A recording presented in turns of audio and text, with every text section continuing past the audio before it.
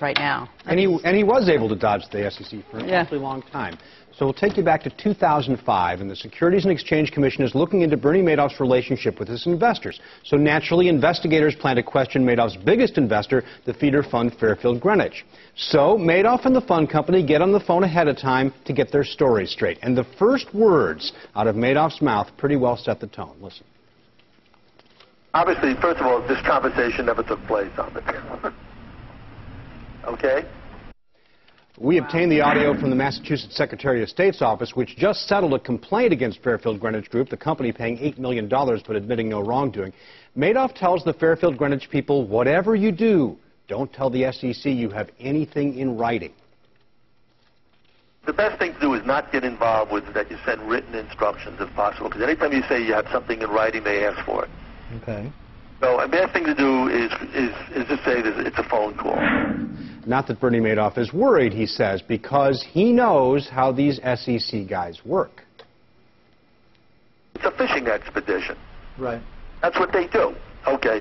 So, they typically, we run through this all the time. The guys come in to do a books and records examination, and they what you call it, they ask you a zillion different questions, and we look at them sometimes and we laugh. And we say, are you guys writing a book? The tactic apparently worked. It was one of several investigations the SEC botched 3 years almost to the day after that conversation. Madoff confessed to the biggest Ponzi scheme in history. And guys, we've put the whole conversation, which is a little over an hour long, on CNBC.com along with a transcript. It's really interesting to get into Bernie's head. Scott, two questions on this. First of all, how did they come up with this tape? Was this a phone tap from the authorities, or was this the Fairfield guy taping the conversation? And second of all, does this tell us that these feeder funds are all completely in on this whole scheme too? Well, first of all, the Massachusetts Secretary of State subpoenaed it from Fairfield Greenwich. So the guy had made his own tape? Right. Okay. And it may have been in the course of their business that they taped conversations, but it was there. And it certainly casts a lot of suspicion, more suspicion on the feeder funds. Again, as we said, Fairfield Greenwich settled with the Massachusetts Secretary of State. They're being sued by everyone else, including the bankruptcy trustee, for something like $3 billion.